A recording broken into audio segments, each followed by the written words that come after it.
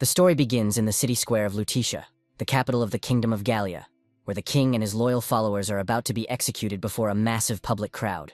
Standing at the center of the square is a knight clad in white and gold armor. With every snap of his fingers, one by one, the king's attendants are brought to the guillotine, and one by one, their heads fall. As the executions continue, a man among the condemned silently reflects. They had once believed they could bring down the tyrannical regime from within, but in the end, it was they who had been betrayed by the very tyrants they sought to destroy. The White Knight then raised his voice to the people, calling them his brothers and sisters, proclaiming that the king and his vile minions would no longer harm anyone. "The age of oppression ends today," he declared, "and the age of liberation begins." As the king and his advisors were led up to the platform, the crowd erupted into chants, demanding the fall of the monarch, cursing him as a dog, and wishing that he and his court would burn in hell. Watching this bloodthirsty display, the same man thought bitterly that these were nothing more than idiots, a mindless mob hungry for the sight of death. Shackled and sealed by magical restraints, he realized that the people had no idea they were merely pawns in a grand deception.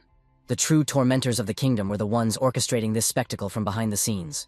That man was Isaac Quincy, the king's first counselor.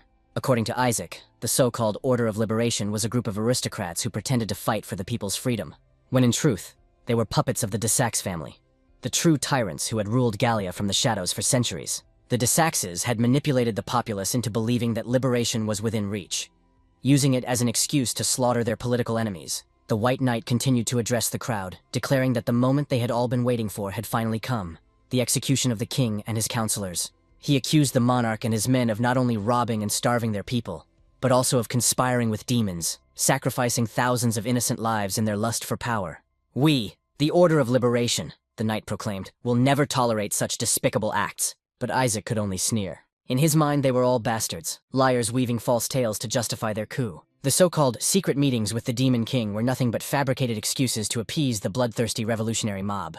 Isaac smiled to himself, knowing something they did not. They had failed to capture the Order's secret weapon. When Elizabeth, one of Isaac's fellow captives, quietly asked if he was certain their ally would come, Isaac replied calmly, "He's already here. 20 years we've known each other. I'd bet he's watching us right now from the crowd." A nearby knight overheard their whispers and cast a silencing spell, ordering them to keep moving.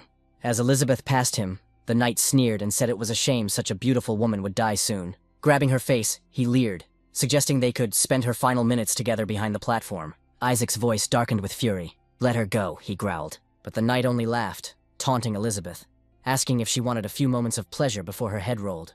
Elizabeth struggled, pushing him away, while Isaac glared, his aura flaring with golden lightning. The arrogant knight mocked him, but before he could react, Isaac unleashed a bolt of searing light that sent him flying. The other knights rushed to restrain him, reinforcing the magical seal around his body to suppress his power. Isaac gritted his teeth, realizing the spell was strong enough to keep even his lightning confined. Surrounded by drawn blades, one knight ordered him to stop resisting, but Isaac only smiled again. In his mind, he thought, just a few more moments. Soon everything will change. The hunter will become the hunted. The man he was waiting for was none other than Silas Montfort, his closest friend and the strongest among them.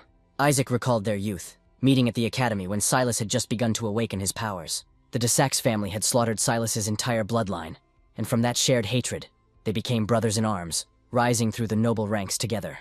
Both had dreamed of ending the tyranny from within, but that dream was shattered when one of their own betrayed them, leading to Isaac's capture. Silas, however, had escaped, and the Order of Liberation remained unaware of his true intentions, or just how powerful he had become. As Isaac waited for his friend's arrival, one knight called out mockingly, "Scarface, you're next!" He then turned to the crowd and declared, "Before you stands the king's most wicked accomplice, the tyrant who let our nation fall to ruin and hunger. Behold, Isaac Quincy." Isaac took a deep breath, preparing himself. Any moment now, Silas would appear. The knight walked up to him and asked, "Any last words of wisdom, Counselor Quincy?" Isaac smirked. "If I were you, I wouldn't be so confident, Executioner. I know exactly who's behind your sham of an order." His smirk deepened. "And by laying this trap, you've made your biggest mistake. You failed to capture our strongest member." "Silas," the knight repeated, a flicker of amusement in his tone. Slowly, he reached up, removed his helmet, and Isaac's eyes widened in disbelief. His heart froze. The man beneath the white armor was Silas Montfort himself. Silas smiled faintly. "You must be talking about me. I'm flattered, Isaac. I didn't realize you thought so highly of me." Isaac's face darkened, his heart twisting between rage and sorrow. Standing before him was the man he had trusted most, his best friend, his brother, his supposed ally in the dream of freedom. Silas, the very man he believed to be the people's last hope. "Let's not drag this out any longer," Silas said coldly. "For 20 years I followed your plans, Isaac. But in the end, the de Saxe family's vision proved far more real than your ideals ever were. Isaac's voice broke with fury and disbelief. How could this happen? We've fought side by side for 20 years. I saw you as my brother. But Silas's eyes were merciless, his expression unreadable beneath the golden light of the setting sun. But Silas merely smiled, his tone laced with mockery. Don't take it personally, old friend, he said coldly, but I must get back to work. As he slid his helmet back on, his voice echoed with authority. Execute Isaac Quincy. The order struck Isaac like a blade through his chest. In that instant, the truth became painfully clear. Silas was the traitor. Because of him, their comrades would die that day. Rage surged through Isaac's veins, his aura bursting to life behind him like a golden storm. Silas turned just in time to sense the shift in energy. Isaac's body flared with lightning as he shouted, "You'll pay for your betrayal, Silas!" His eyes burned crimson, and from the darkness behind him, a shadowed figure emerged, an entity born of his wrath. With a thunderous cry, Isaac unleashed his power, hurling a devastating surge toward Silas. The explosion tore through the platform, and the shockwave blasted nearby knights off their feet. One of them shouted, "The prisoner is breaking free from the restraint charm!" But before he could finish, Isaac appeared behind him in a blur and kicked him hard in the back. The knight's sword flew from his hands. Isaac stepped forward, gripped the hilt between his teeth, and flooded the blade with his crackling aura. "Stop him!" Silas ordered, his voice cutting through the chaos. The remaining knights charged, but Isaac moved like lightning, slashing through them one by one with the sword clamped in his mouth. Blood sprayed across the platform as bodies fell, and the crowd screamed. The archers on the palace towers readied their bows, but Isaac's glowing red eyes darted toward them. His shadow figure shot forth, darting across the walls and towers like a phantom, cutting down the archers and flinging their bodies into the flames below. Yet even amid the carnage, Isaac sensed a surge of magic. The knights were reinforcing the restraint charm on his body, surrounding him in an attempt to subdue him once and for all. Consumed by fury, Isaac glared at Silas. "I treated you like a brother!" he roared. Silas, calm and unshaken, replied, "Enough, Isaac. Let's end this farce of friendship and lies." That final insult broke something inside him. Isaac unleashed every ounce of his remaining strength in a violent surge of power, lunging at Silas. But Silas was faster. His hands moved in a blur, forming a massive golden magic circle in the air. The circle expanded and struck Isaac like a hammer of light, slamming him to the ground. His sword fell from his mouth, clattering beside him. Silas stood tall, his voice cold as iron. "If you truly wish to accomplish something, Isaac, then do it without relying on others." Isaac gritted his teeth, realizing the golden circle was amplifying the restraint charm.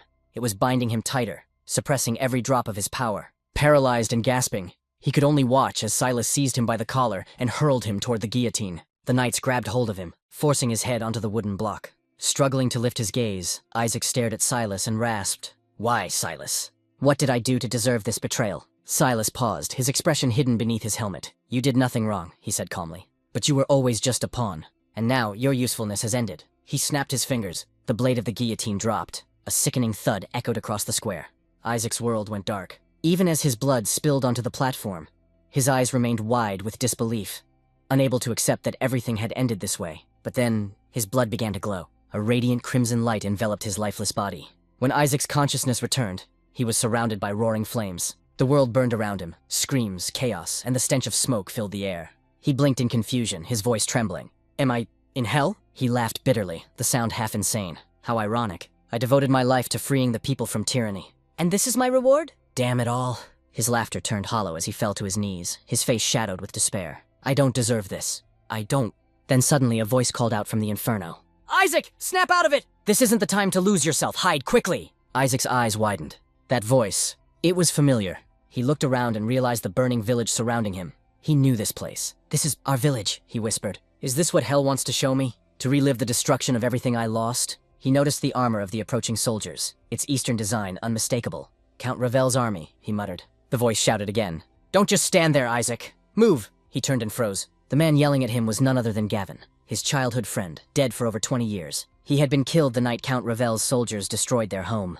As Gavin ran toward him, urging him to flee, his foot caught on a corpse, and he fell hard. Raising his head, his eyes widened in horror.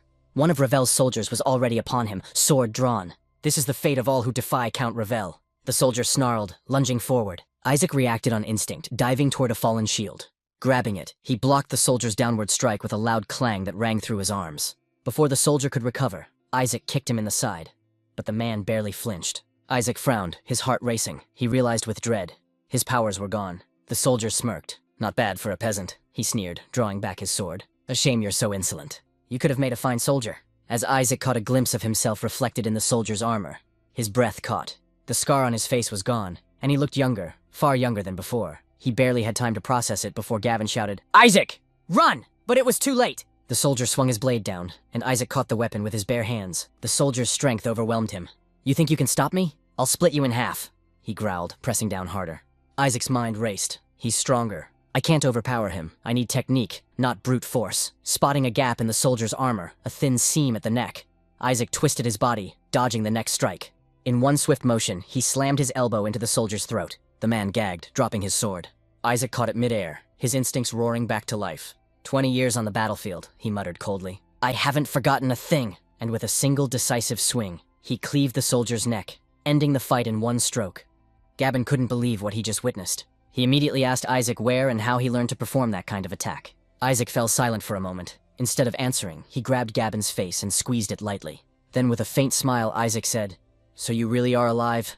Gavin could only laugh awkwardly. Though deep inside, he wondered, had Isaac gone mad?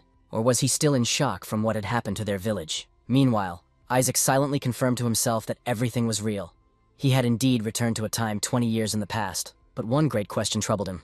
How did this happen? In his memories, he was clearly executed by guillotine, and felt the cold slice on his neck. So how could he be alive again? Before he could think further, Gavin grabbed his shoulder and told him they had to hurry. Their families were likely in danger. Gavin explained that Count Ravel's men were raiding and burning everything in sight. Upon hearing this, Isaac realized what day it was. The day Count Ravel's soldiers suppressed the revolt in their village. It was the very day Gavin died, the day his parents were killed. Without another word, Isaac broke into a run, telling Gavin that his parents were in danger. He didn't know how or why he returned to this day, but that no longer mattered. This time, he swore he would not let his family die. In his thoughts, Isaac told himself that before his death, he had been one of the most powerful warriors in Gallia, one of the few capable of standing against the Desax family. But now that he had returned to his younger body, he hadn't yet awakened his power, nor enrolled in the academy. At present, he was nothing more than a simple peasant. As they ran together, a flash of golden lightning, a magic arrow, shot toward them. Isaac noticed it immediately and pulled Gavin behind a wall to avoid it. He cursed under his breath, realizing that a noble was in their village. That noble was none other than Zevald, the son of Count Ravel. In front of Zevald knelt several elderly villagers, pleading for their lives, explaining that their house was all they had left. But Zevald only smirked and called them little rats. He told them that if they refused to give up their home, they might as well burn along with it. Then, without hesitation, he launched an attack on the defenseless villagers. Watching the scene, Isaac clenched his fists. He remembered this exact moment. Zevald had slaughtered that family like dogs. Even though Zevald was only a minor noble, Isaac knew that, in his current state, he couldn't defeat him. Not without his power awakened. He turned to Gavin and said their house was nearby. It would be better to move across the rooftops to avoid being spotted by the soldiers. They quickly climbed up and made their way over the rooftops until they reached Isaac's home. But what he saw made his blood run cold. Soldiers were already breaking in. Gavin urged Isaac to wait, suggesting they find help first. But Isaac was determined to save his family. He noted that no nobles were among the attackers, only Count Ravel's foot soldiers. And though he lacked his former strength, 20 years of battle experience still flowed in his mind. He leaped through the window and landed inside the house. There, he saw one of the soldiers strangling his younger sister, Madeline. Realizing there were only 3 soldiers in total, Isaac dashed into the kitchen and grabbed a few knives. He hurled one straight into the throat of a soldier, killing him instantly. 2 left, he muttered. The remaining soldiers froze in shock, unable to believe their comrade had been killed so easily. Isaac seized the moment and lunged again, but one of them quickly drew his sword to block. Isaac felt another presence behind him, a soldier closing in fast. He couldn't retreat or charge forward. So, he stepped on the chest of the first soldier, using it as leverage to propel himself upward, narrowly avoiding the incoming strike. The sword that was meant for him sliced through the other soldier instead. Before they could react, Isaac landed behind the last man and pressed a knife to his throat. "All my life," he whispered, "I've dreamed of this moment." His voice trembled, not with fear, but with long-suppressed rage. "You're lucky," Isaac said darkly. "I never thought I'd get the chance to kill you or to see my family alive once more." Then he slit the soldier's throat. As the body fell, Isaac's family rushed to him. His sister, his mother, his father, all embracing him tightly. Isaac held them close, saying that he had missed them for so many years. His father, confused, asked what he meant by so many years, and where he had learned to fight like that. Isaac only replied that he would explain everything later. For now, they had to head somewhere safe, the forest. He remembered that in the past, only those who fled into the forest had survived, hiding there through the night before returning to the village at dawn. He then called out to Gavin, urging him to come with them. Smiling faintly, he reminded Gavin that his home was near the forest, so his parents were probably safe. Isaac recalled that in his past life, Gavin parents had survived the attack, but Gavin himself had died. Not this time. This time, Isaac swore to protect him, as they made their way to the woods. They passed the corpses of countless villagers. Isaac's heart burned with fury at the cruelty of Count Ravel's men, but now that fate had given him a second chance, he resolved to use it well. When they finally reached the forest where the survivors were gathered, Isaac told his family to stay there for now. But before he could finish speaking, his vision blurred. He felt his strength fading. His young body had reached its limit. As he collapsed, he thought to himself that he was losing consciousness. In his dreams, he relived the day of his execution. Silas's betrayal, the guillotine, the words that echoed in his head. You were just a pawn, nothing more. When Isaac awoke the next morning, the sunlight filtering through the leaves, he knew without a doubt that this was real. The betrayal, his execution, everything. He had truly returned 20 years to the past. Whatever the reason, he now had the advantage, knowledge, skill, and the will to change everything. This time, he told himself, I won't fail. But before anything else, he needed to awaken his power. Suddenly, a thought struck him. He stood and searched for the guards nearby, but froze when he saw Gavin kneeling on the ground, trembling. Isaac quickly approached, asking what was wrong. His father stopped him, placing a hand on his shoulder and said softly, let him be for now. Then came the words that stunned Isaac to his core. The soldiers killed Gabin's parents. Isaac's eyes widened. His mind went blank. In his past life, Gabin's parents had survived this day. But now, something had changed. In Isaac's mind, he couldn't comprehend how things had turned out this way. But one thing he was certain of. In his past life, Gabin's parents had survived. He turned to his father and asked what had happened. Why Gabin's parents hadn't fled to the forest despite their home being so close to it. His father sighed deeply before answering. The reason, he said, was Count Ravel's son, Zivald. When Zivald learned that several of his soldiers had been killed, he went into a blind rage and unleashed lightning upon the entire village. Isaac cursed under his breath, realization dawning upon him. It was his fault. In saving his own family, he had inadvertently caused the death of Gabin's parents. He dropped to his knees, looking up at the sky in anguish. Who sent me back here? He wondered. Am I being punished? Did whoever brought me to this time intend for me to suffer all over again? His father placed a comforting hand on his shoulder and said, Don't blame yourself, Isaac. You're not the one at fault here. The only ones responsible for everything that happened to our village are the Ravel family. He told Isaac that Gabin had already recounted how Isaac saved his life, and that he was proud of his son for what he had done. Isaac realized his father was right. There was no point in lamenting fate. He had been given a second chance. He needed to use it to create a better future. As Isaac clenched his fists tightly, he swore to use the bitter experience he'd gained from 20 years of blood and pain to put an end to the oppressors once and for all. While Gabin continued to cry over the loss of his parents, Isaac silently vowed to make use of his advantage, his knowledge of the future, and begin his journey toward awakening his power. As long as he remained weak, he had no hope of changing anything. Right now, he couldn't even defeat an ordinary foot soldier without struggle. Isaac then made another promise to himself. This time, he would protect his younger sister, Madeline, no matter what. In his previous life, he had abandoned her. After their parents were killed, Isaac left the village in his thirst for vengeance. Madeline, left alone, fell into the hands of Alderman, the village leader. Isaac later discovered the horrifying truth. That wretched man had abused his sister again and again before selling her to Count Ravel's soldiers. Those soldiers had toyed with her and passed her around until eventually, Madeline could no longer endure the torment. She took her own life to escape that forsaken world. But this time, Isaac swore he would never let such a tragedy happen again. He walked over to his sister and wrapped his arms around her tightly. Tears welled in his eyes as he whispered to himself again and again that he would never repeat the mistakes of his past life. Suddenly, Isaac's eyes widened. A realization struck him. If Madeline was safe now, then someone else must be in danger. Without hesitation, he ran toward Gabin, repeatedly asking where his sister, Hannah, was. Confused, Gabin replied that since their parents were gone, Hannah was now under Alderman's care. At that moment, Isaac's stomach sank. By saving his own sister, he had placed Gabin's in danger instead. He cursed again and told Gabin they needed to get Hannah away from Alderman immediately, warning that the man couldn't be trusted. Gabin frowned, bewildered by Isaac's words. What are you talking about? Alderman is our village leader. Why would you say that about him? Just then, Alderman himself appeared, asking what was going on. He told Isaac to calm down, that Gabin needed peace and silence to mourn his parents. Isaac replied that he was worried about Gabin too, but deep down, he knew Alderman was a filthy scumbag hiding behind a false facade. Alderman smiled warmly at Gabin, telling him to stay strong and not to worry about his sister. He would take good care of her. Grateful, Gabin thanked him, saying he didn't know what they would have done without Alderman's help. Gabin then turned to Isaac and asked if he was all right. Isaac forced a smile, apologized, and said he just needed to rest. He turned away and walked off, knowing there was no point in arguing. No one would believe his words anyway. That night, as the moon hung high and silence enveloped the village, Isaac raced across the rooftops. In his past life, after his parents' deaths, he had gone into the mountains.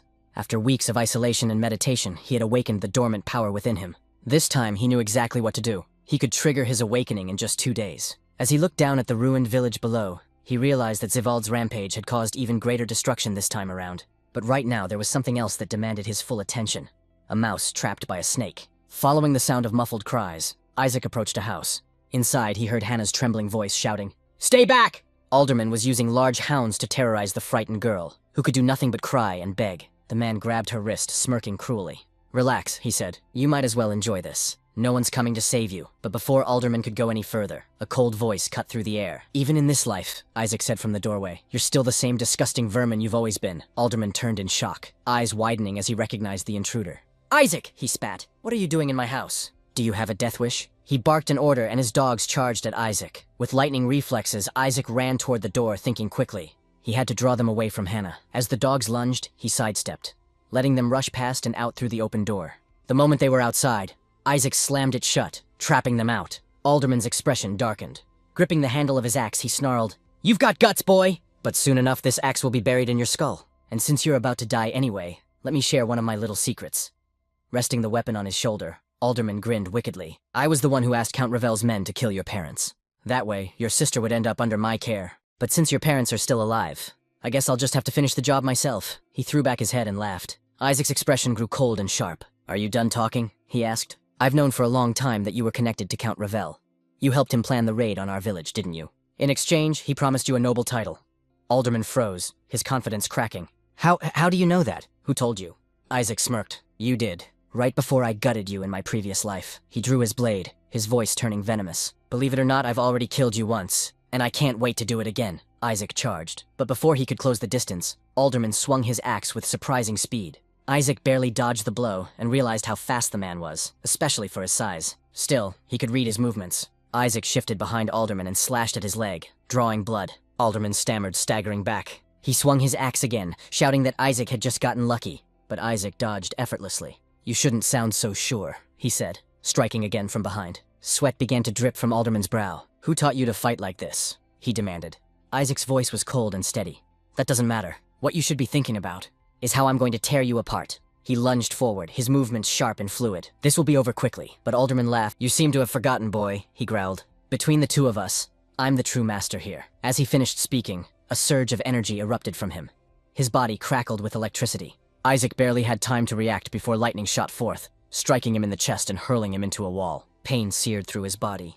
In his past life, Alderman had never displayed such power. Isaac had easily killed him back then, but that was when Isaac was already strong. Now, without his awakened abilities, he was vulnerable. Alderman burst out laughing, his voice filled with arrogance. "Oh, Isaac," he sneered. "You really don't know anything, do you? Count Ravel didn't promise me a noble title. He gave me something far greater. He helped me awaken my hidden power. Isaac told us that nobles are nothing but tyrants who exploit the people for their own gain. Their oppression stems from their mastery of a powerful ability, the control of electricity. By generating and channeling electrical currents, nobles can enhance their speed, form protective barriers, and even turn their enemies to ash. This power, as they claim, was granted to them by God himself, who entrusted the noble houses with the duty of protecting humanity from the demonic hordes that rise from the southern lands. But according to Isaac, that's only the story the arrogant noble bastards want everyone to believe. The truth is, anyone can obtain this power. All it takes is the so-called waking pill.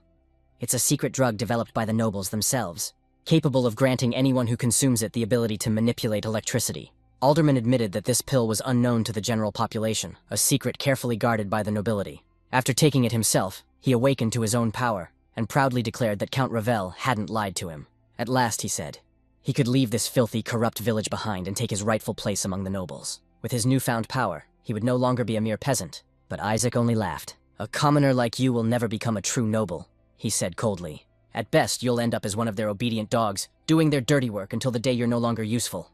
Alderman's face twisted with fury. "You talk too much for someone who's about to die," he snarled, unleashing another strike of lightning toward Isaac. The attack crackled through the air, but Isaac swiftly dodged it. He realized then that Alderman's power was still unstable, newly awakened and far from fully controlled. Isaac smirked. That weakness would be his advantage. However, he also knew that if one of those lightning strikes hit him, it would be the end. He needed a plan, and fast. His eyes darted across the room until they landed on a coiled copper wire near the wall. Copper, an excellent conductor of electricity. An idea sparked in his mind. Meanwhile, Alderman continued his relentless assault, laughing as he declared that sooner or later, Isaac would fall before him. Isaac grabbed the coil of wire. The plan was dangerous, but it could work. He only had one shot. He had to keep his distance and set the trap. Quickly, he wrapped the copper wire around a broken cabinet, then stretched it across the room, looping it through weapons mounted on the wall, the metal door handle, and the hanging chains on the ceiling.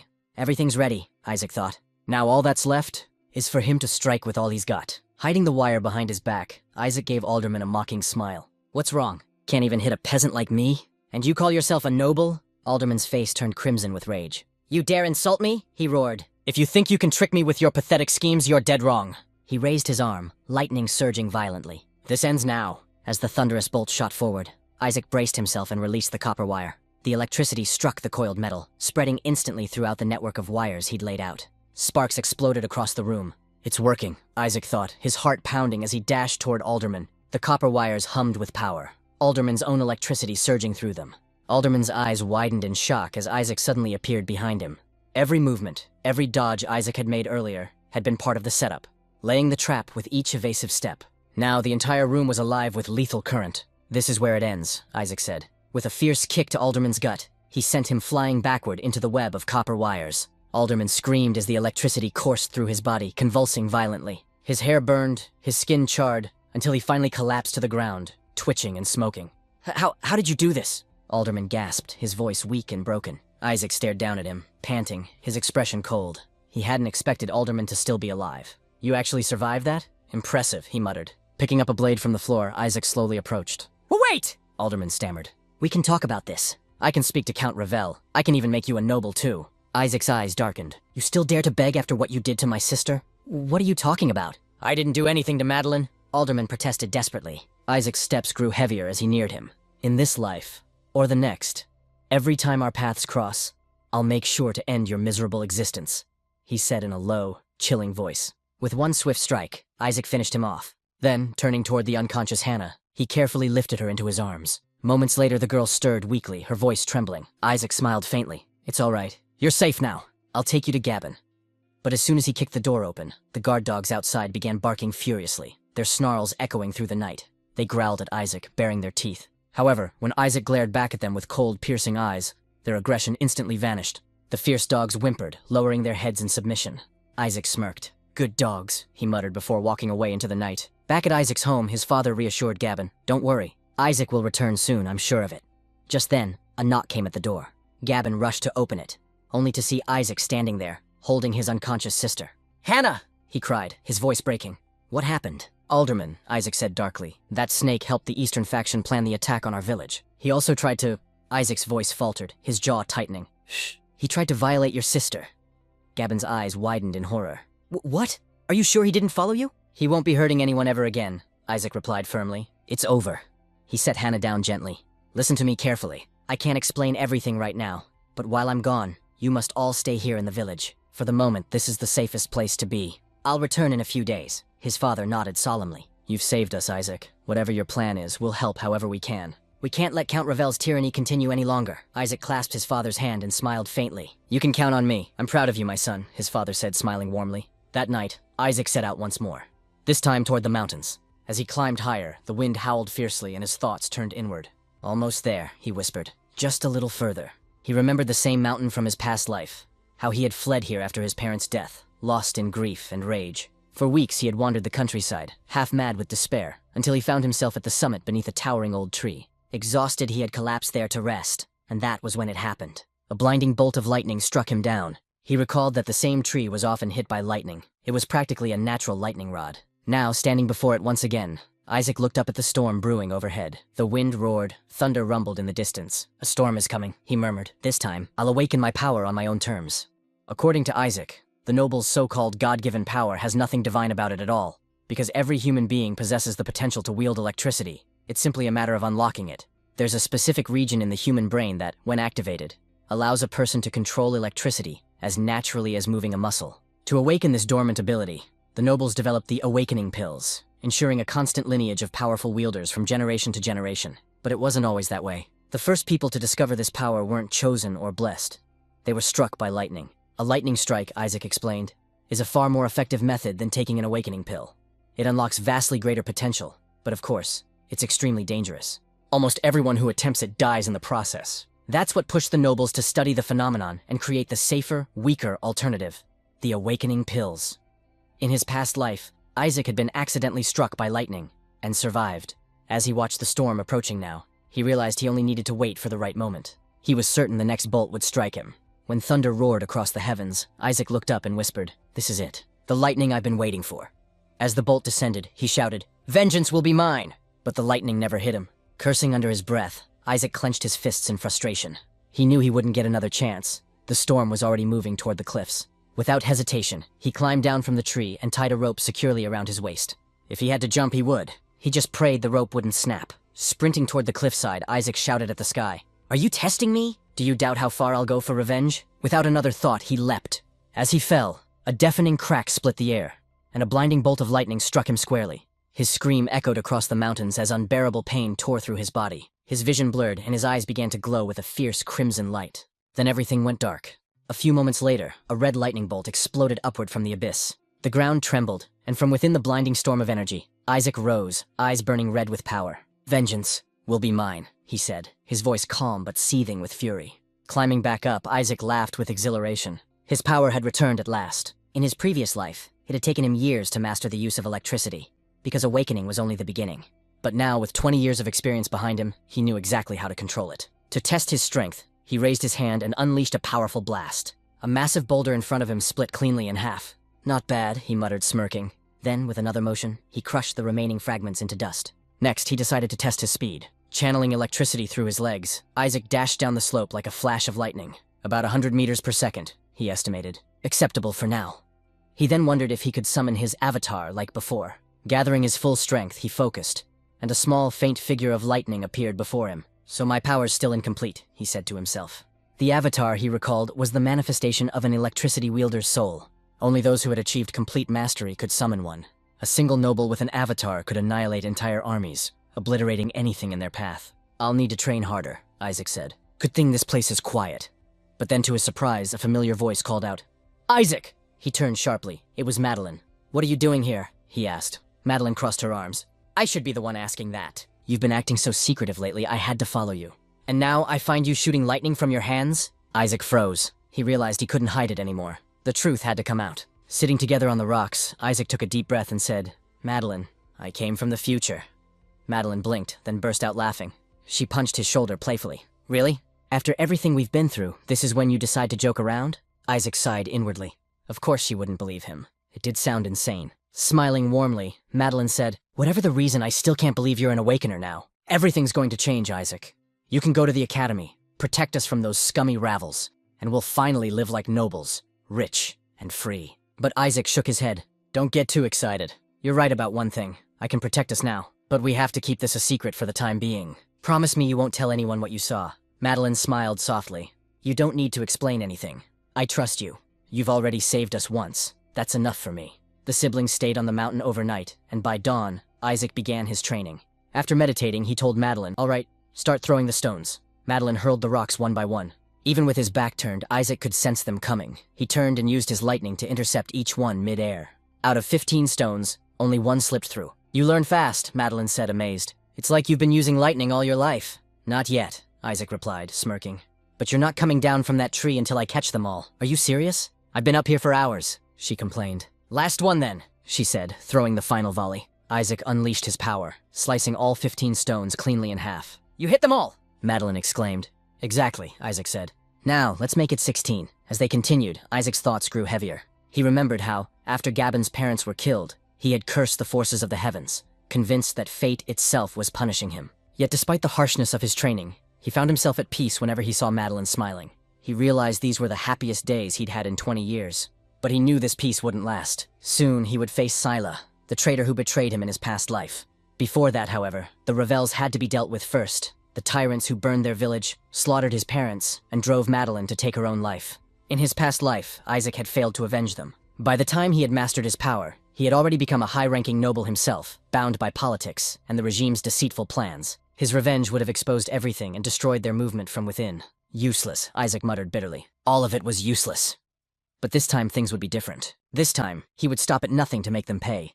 As night fell over the Revel Palace in the eastern province of the Kingdom of Gallia, Isaac moved swiftly through the shadows, scaling the high walls and slipping past the guards with the silent precision of a predator. Once inside, he made his way toward one of the palace towers, immediately noting the heavy security surrounding the area. But to someone like Isaac, who could move as fast as lightning itself, the guards were nothing more than statues. In the blink of an eye, he was already darting from one corner of the palace to another. completely unseen, completely unstoppable. When he reached the palace kitchen, he overheard the head chef barking orders. "Hurry up and bring the food to the Revels before it gets cold." "You all know they hate waiting," the old chef added. "If they're displeased, we'll be the ones struck by their lightning instead of serving it." Isaac smirked to himself. Perfect timing. Dinner was about to begin, and he only needed a suitable diversion. Slipping away, he climbed up one of the palace towers and soon overheard a group of guards talking nearby. "I'm bored out of my mind," one grumbled. "Alderman promised he'd send us some girls, but I haven't seen any," another scoffed. "The old man probably lied to us again." Then one of them hesitated. "Didn't you hear? Alderman's dead." The others froze in shock. "Dead? What about the girls he promised?" Isaac's eyes darkened. "So these are the bastards who plan to violate Madeline and Hannah." Rage surged through him. "Monsters like you deserve to die," he whispered. He ripped the stone head off a nearby gargoyle and dropped it from the wall. The guards looked up just in time to see it crash down, instantly crushing one of their comrades. Panic erupted. "What the hell was that?" "Looks like one of the gargoyle heads came loose,"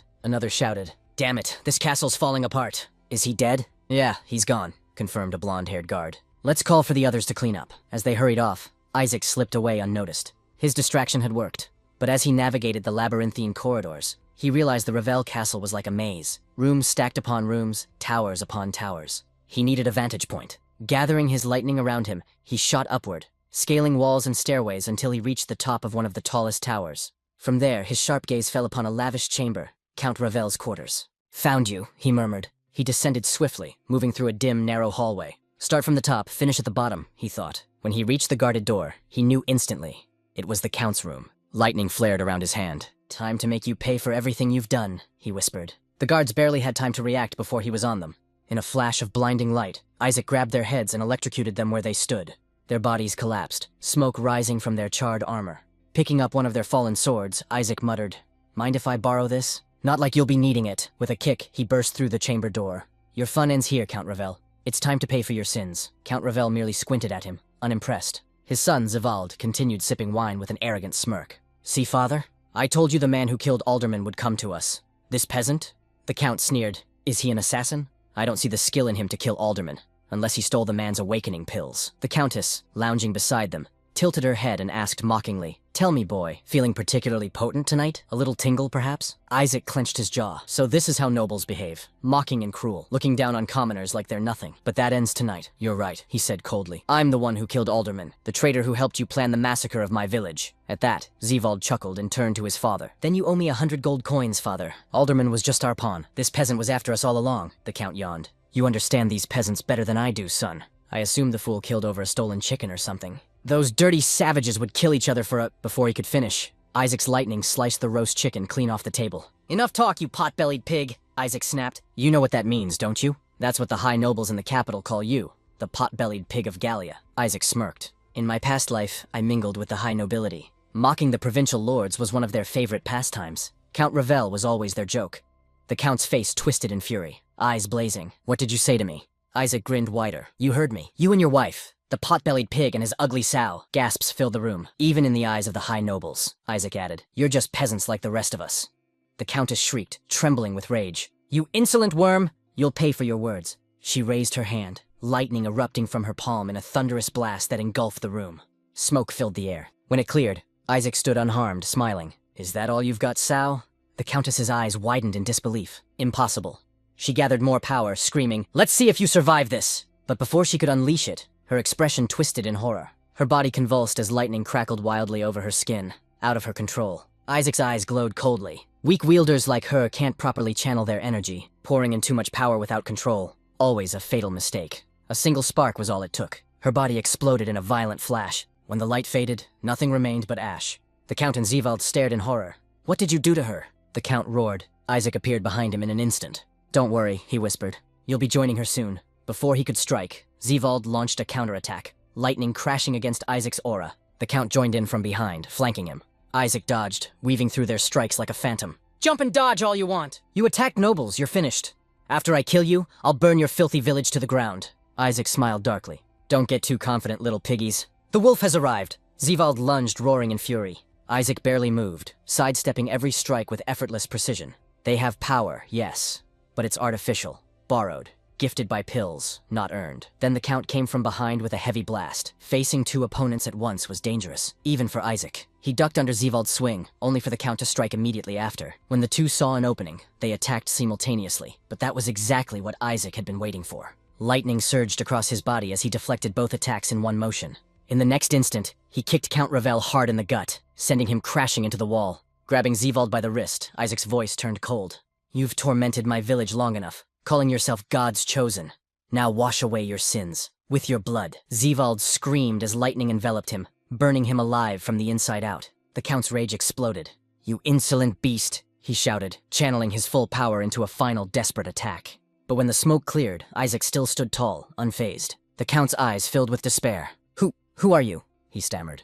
Isaac stepped closer, his voice calm yet deadly. "Just a simple peasant. A nobody who suffered under your cruelty all his life. A peasant who finally decided enough is enough. A peasant who will bring an end to the Ravel tyranny." Trembling, the Count whispered, "You were struck by true lightning, weren't you?" Isaac said nothing. As the Count fell to his knees, tears streamed down his face. "You've taken everything from me," he rasped. Isaac tilted his head. "Not quite. I'm only here to clean up the filth of this world, the pigs that plague our society." "You're mad!" the Count spat. "You'll never live long enough to see the sunrise. The other nobles will hunt you down. You've signed your own death warrant." Isaac ignored him, his eyes fixed on the pendant hanging from the Count's neck, a crimson gem shaped like a blood droplet, the symbol of nobility. He tore it off. "This?" he said, holding it up. "You think this cheap trinket frightens me? Give it back!" the Count screamed. "That pendant, the blood droplet, is the mark of nobility. You filthy peasant are unworthy to even touch it. When I die, the nobles will track you down." Isaac's eyes gleamed with cold fury. "Don't be so sure," he said softly, "because this time, I'll be the one doing the hunting." In one swift motion, he struck. A surge of lightning flashed, and Count Ravel was no more. Meanwhile, within the palace of the Ravels, Isaac moved swiftly through the dim corridors. His mind focused on one thing: the arcanite, the most precious ore in the world. Arcanite was coveted by nobles for its ability to amplify electric power, and was essential in the crafting of noble crests. Due to its rarity and immense cost, only the wealthiest nobles from the capital could afford even small quantities of it. Isaac recalled, however, how Count Ravel had once boasted that his lands were rich with arcanite veins. That memory made Isaac suspect that the Count must have hidden a significant amount somewhere within the palace. Upon reaching the Count's private chamber, Isaac quickly searched the room, pulling open drawers and cabinets, until his eyes fell upon an ornate box resting atop a gilded shelf. Inside it gleamed a single shard of arcanite. For a moment, Isaac's eyes lit up, but his excitement soon faded. The shard was small, barely the size of a coin. "So that's it," he muttered bitterly. "All that bragging, and this is what he called wealth." He clenched the crystal in his hand, realizing it was nowhere near enough to forge the weapon he dreamed of. He would need much more, an entire cache of arcanite, to craft something worthy of his power. When morning came, the rising sun bathed the eastern province in golden light. Standing atop a ridge overlooking the village, Isaac thought to himself that with the Ravels gone, his people finally had nothing to fear. The nobles would be too preoccupied with the chaos he had sown in the capital to bother with a remote province like this. For the first time in years, his family would be safe. As he walked down the hill toward home, he couldn't help but smile, imagining the astonishment on their faces when they saw that he had awakened his power. In his previous life, his awakening had been an accident. He had been struck by lightning while descending the mountain, barely managing to crawl back to the village before collapsing. At the time, he thought he was simply lucky to be alive. But when he raised his hand and a spark of lightning danced between his fingers, the villagers had erupted into cheers. To them, Isaac's awakening meant hope, a chance for their community to rise above servitude. A newly awakened noble who stood with the commoners could change everything: prosperity, safety, and respect from the local lords. And now, in this life, Isaac wondered what their reaction would be once more. Yet his anticipation quickly turned to unease when he reached the outskirts of the village. The streets were eerily silent, and not a single soul was in sight. His smile faded. "Where is everyone?" he whispered. A dreadful thought crossed his mind. Had the village been attacked again? Without hesitation, he used his lightning speed to dash toward his home. "Madeline!" he called. "Hannah!" But there was no response. The house was empty. He stepped back outside, scanning the area. There were no signs of struggle or bloodshed, no smoke, no corpses. "What's going on here?" he muttered. Then, suddenly laughter and cheers erupted behind him. Isaac turned sharply, startled. From behind the houses and trees, the villagers emerged. Men, women, and children, all smiling, laughing, and carrying garlands of flowers. His father raised his hands and shouted proudly, "My son is a noble now!" Isaac's eyes widened as realization hit him. Madeline. She must have told them. He sighed in exasperation. She had promised not to tell anyone. "I only told 1 or 2 people!" Madeline protested with a sheepish grin. "How was I supposed to know the whole village would find out so fast?" The crowd swarmed Isaac, the children tugging at his sleeves and bombarding him with questions. "Is it true you can move faster than lightning?" one asked. "Can you jump over the mountains?" Another shouted. "Can you split the sky in half?" Added a third. Even the elders joined in, clapping and urging him to show them his power, torn between amusement and embarrassment. All right, he relented. Just this once. Gathering a small amount of lightning into his hand, he shaped it into a shimmering figure that crackled and danced like a living creature. The villagers gasped in awe and began chanting his name, their voices echoing through the valley. For a brief moment, Isaac felt peace, pure and simple joy he hadn't felt in years. But then a voice broke through the crowd. Isaac Quincy. The tone was calm but heavy, like distant thunder. Isaac turned and saw a tall man approaching. Clad in weathered armor, his eyes were cold, calculating. "You're the one I've been looking for," the man said. "The only newly awakened in this region, and the only one strong enough to have killed aldermen." Isaac's expression hardened. Reshak, he thought grimly. The name was infamous, the leader of the mercenary group known as the Silver Wolves. Whispers rippled through the crowd as Reshak drew closer. "I've heard about Alderman's death," Reshak continued. "He was one of ours, and as leader of the Silver Wolves, it is my duty to uphold our code by taking the head of whoever killed him. Tell me, Isaac, was it you?" Isaac didn't flinch. "I did," he said firmly. "But Alderman deserved to die. You and I both know what kind of man he was." Reshak nodded slightly. "I don't doubt that. He was a bastard, that much is true. Still," he said, leveling his sword toward Isaac, "a code is a code." Isaac's eyes flicked toward the weapon. The hilt was embedded with a shimmering ore. "That's arcanite," Isaac realized. Reshak noticed his gaze and smirked. "Beautiful, isn't it? I imagine this is your first time seeing such a fine weapon." He struck the arcanite in the sword, stimulating the electricity stored within. "Come, boy, let's see if that spark of yours can stand against me." "Don't listen to him, Isaac," shouted Gavin, rushing forward with a pitchfork in hand. "We'll hold him off. Run while you can." Isaac shook his head. "No, Gavin, I can't." He took the pitchfork gently from his friend's hands. "Sorry, but I'll need to borrow this. Have you lost your mind?" Gavin hissed. Isaac only smiled. "Don't worry, I've awakened now." Turning back to Reshak, he raised the pitchfork like a spear.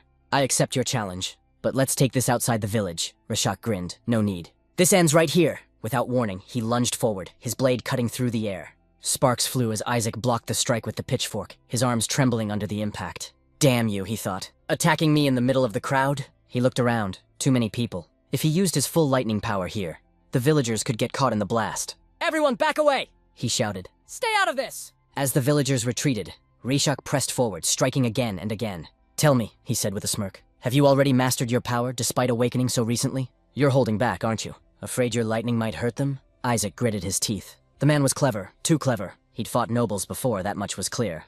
The two clashed again, sparks dancing with every blow.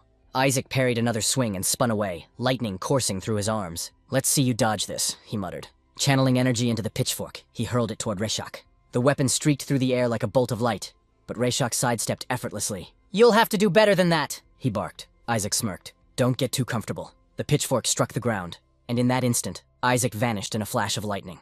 Reshak turned sharply, eyes widening. But before he could react, Isaac appeared behind him and struck with tremendous force, sending him crashing to the dirt. Isaac pulled the pitchfork free, thinking it was over. He lunged again, lightning wrapping around his weapon as he drove it into Reshak's back. But the moment the prongs hit, the energy rebounded, dispersing harmlessly into the air. Isaac's eyes widened in disbelief. Reshak stood slowly, smirking. "You've got strength and brains, boy. I'll give you that." He unclasped the armor plates on his chest and let them fall away with a heavy clang. Beneath them, Isaac saw it, a gleaming breastplate pulsing faintly with energy. "You didn't think I'd come unprepared, did you?" Reshak said. "This is arcanite armor." He drew himself up, his presence radiating raw confidence. "I didn't give you my full title earlier," he said with a grin, his voice echoing like thunder. "I am Reshak, the Noble Slayer." Reshak declared that he would show Isaac the true power of arcanite. Once again, he struck the ore embedded in his sword, then tapped the piece mounted on the back of his armor. He explained that with a small stimulation, the arcanite would release the electricity stored within it. Then, with a smirk, he said Isaac must be wondering how a mere commoner like him could possess such rare ore. "Simple," Reshak said. "I stole them from Count Ravel himself, and once I'm done with you, that worm will be next." He then added coldly that Isaac would be the 6th lightning user to die by his hand. Isaac could hardly believe the sheer power radiating from the arcanite. With each strike, Reshak grew faster and stronger, his movements surging with raw energy. Isaac started to worry, not for himself, but for the villagers. He couldn't unleash his full power without risking their lives, especially those of his family, who were surely terrified for him. Still, he thought to himself that while Reshak's control over arcanite was impressive, it was ultimately a crutch. "If it's just a crutch," Isaac mused internally, "then maybe I can make him use that power against himself." He recalled what he knew. Arcanite, the most precious ore in the world, was coveted for its ability to store and amplify electricity. Nobles forged it into their crests and weapons, enhancing their electric abilities. But those without the gift of electricity avoided using it, because the ore was dangerously volatile. Once its capacity was exceeded, it could overload, with explosive results for anyone unable to channel its energy properly. Isaac concluded that Rishak's Arcanite probably held only a meager charge, nowhere near enough to sustain prolonged combat. Rishak's eyes gleamed with crackling light as he sneered. "Not bad for someone who just awakened," he said, lunging forward. "You've lasted longer than Count Ravel's vassal at least." Between attacks, he asked if Isaac had ever heard of Baron Delisle. Without waiting for an answer, Rishak growled, "I killed that bastard myself. He murdered my entire family." Isaac barely managed to evade another strike as Rishak continued his relentless assault, and he realized he needed to find a way to overload the Arcanite before it was too late. "I swore on my dead child's body," Rishak snarled, "that I would purge this world of nobles, and since you've awakened, you're one of them." His voice echoed like thunder as he swung his blade with furious strength. "You can't run, Isaac! I'll split you in half!" But Isaac saw it, the opening he'd been waiting for. If he could just withstand the next strike, he might have a chance to end it. Rishak laughed wildly, his voice filled with cruel delight. "At least you fight back. Not like that cowardly Baron. But this is where you die." As the sword came dangerously close to Isaac's face, Isaac suddenly caught Rishak's arm with his bare hand. "What's this?" Rishak barked. "You're just going to stand there and take my attack? Foolish move, boy. You should have dodged." But Isaac only smiled. "This is where our fight ends," he said calmly. "You may be stronger, but I know more than you ever will." His eyes glowed faintly as he continued. "Haven't you noticed? I've been charging your Arcanite with my electricity this whole time." Before Rishak could react, Isaac unleashed all the power he had built up. The Arcanite in Rishak's sword and armor pulsed violently before detonating with a deafening crack. The blast sent Rishak crashing to the ground, his weapon dropped, and his armor sparking with unstable energy.